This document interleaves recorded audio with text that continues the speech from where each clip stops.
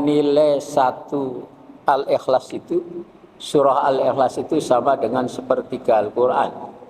Sehingga kita membaca 3 kali suratul Ikhlas itu nilainya sama dengan satu Al-Quran, 30 juz.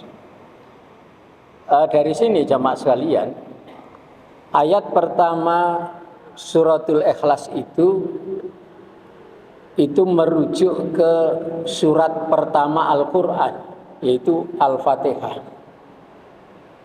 Sedangkan ayat terakhir Al-Ikhlas, yang temanya juga Tauhid, itu merujuk kepada surat terakhir Al-Quran, yaitu surat An-Nas.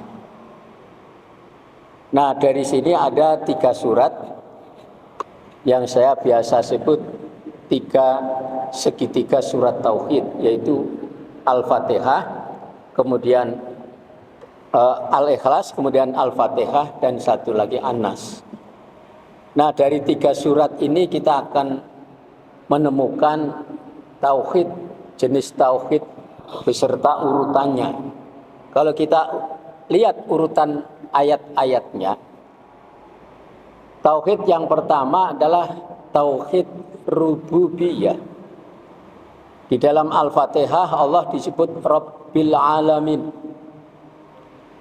Tauhid Rububiyah dari kata Rabbun, yaitu Tuhan yang mencipta, mengelola, mengatur, mendidik, menumbuhkan alam semesta ini. Sedangkan di dalam surah An-Nas Allah disebut Rabbun Nas. Allah satu-satunya yang mencipta, mengatur, mengelola, mendidik, menumbuhkan manusia. Allah yang menyusun semua sistem dalam tubuh kita, sistem pernafasan, sistem pencernakan, ya, sistem peredaran darah, dan sebagainya, dan sebagainya. Nah, itu Tauhid Rububiyah, Tauhid yang pertama. Kemudian yang kedua, ini ibarat anak tangga itu naik ke tangga yang kedua, yaitu Tauhid Asma wa Sifat. Asma wa Sifat meyakini bahwa semua nama-nama yang baik, yang di dalamnya ada sifat-sifat baik, itu hanyalah milik Allah. Hanyalah milik Allah. Kalau toh manusia ada dikatakan baik karena atas petunjuk Allah kita dipinjami kebaikan dari Allah. Di dalam Al-Fatihah Allah disebut Ar-Rahman Ar-Rahim, Maha Pengasih Penyayang. Itulah Tauhid Asma wa Sifat. Allah sebagai pemilik dan sumber kasih sayang dan cinta. Di hati manusia ada kasih sayang cinta karena memang dititipi, dipinjami. Kemudian di dalam surah An-Nas itu Allah disebut Al-Malik.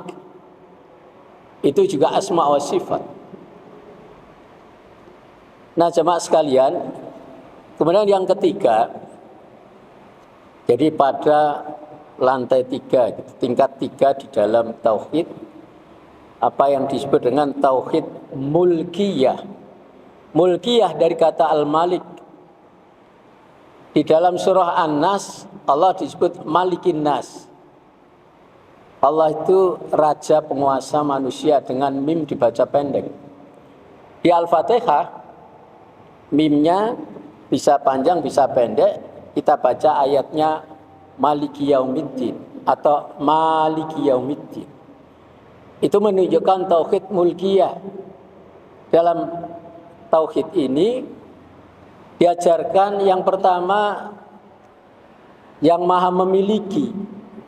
Itu kalau dibaca panjang ya, Maliki Yaumiddin, yang maha memiliki. Artinya Allah satu-satunya pemilik. Satu-satunya pemilik. Kita manusia hanya dititipi, dipinjemi. Ketika kita lahir, bayi itu tidak tahu apa-apa, tidak membawa apa-apa. Di Al-Quran istilahnya kita manusia itu al-fuqara ilallah. Kita itu enggak punya apa-apa, enggak bisa apa-apa, enggak tahu apa-apa ketika lahir. Dan kemudian kita lahir, hidup, berkembang, alhamdulillah sekarang sudah seperti ini. Dan nanti akhirnya kita mati. Ketika manusia mati itu sama. dengan bayi tidak tahu apa-apa, tidak bawa apa-apa kecuali amalnya dan tidak bisa apa-apa.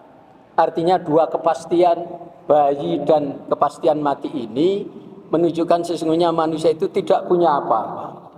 Semuanya itu hanya pinjaman dan titipan dari Allah. Nah, ini makna pertama. Kemudian yang kedua,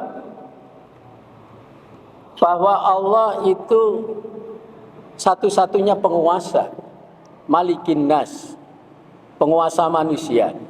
Jadi Allah itu pemilik dan sumber kekuasaan. Penguasa yang sesungguhnya itu Allah. Kalau toh dalam masyarakat manusia itu ada penguasa, ada pemegang kekuasaan, apapun namanya, apapun tingkatnya. Apakah namanya presiden, wakil presiden, gubernur, wali kota, dan sebagainya, dan sebagainya. Semua itu hakikatnya hanya dipinjami Allah, hanya dititip Allah. Dan kita semua akan dimintai tanggung jawabnya. Nah, ini tauhid mulkiyah ini yang belum kita bahas Rabu siang. Kemudian terakhir sama sekalian, tauhid paling tinggi itu adalah tauhid uluhiyah. Uluhiyah di dalam An-Nas Allah disebut ilahin nas, dari kata ilahun, Tuhan sesembahan. La ilaha illallah. Sehingga di dalam surah Al-Fatihah kita baca iyyaka na'budu wa iyyaka nasta'in. Itu ungkapan tauhid uluhiyah. Dan itu janji kita untuk beribadah pada Allah, untuk mohon pertolongan kepada Allah. Ada 10 konsekuensi la ilaha illallah. Ya. Maka ini juga belum dibahas di dalam Rabu ini, Rabu siang ini. Ya, saya kira itu review sedikit. Jadi mengkaji tauhid tidak lepas dari segitiga tauhid, surat tauhid, Al-Ikhlas, Al-Fatihah, An-Nas. Dari 3 surat ini lahirlah anak tangga tauhid, tangga bawah rububiyah, di atasnya asma wa sifat, di atasnya mulkiyah, dan yang paling tinggi uluhiyah, la ilaha illallah. Demikian yang bisa saya sampaikan jemaah sekalian, semoga bermanfaat. Subhanakallahumma wa bihamdika asyhadu an la ilaha illa anta astaghfiruka wa atubu ilaik. Assalamualaikum warahmatullahi wabarakatuh.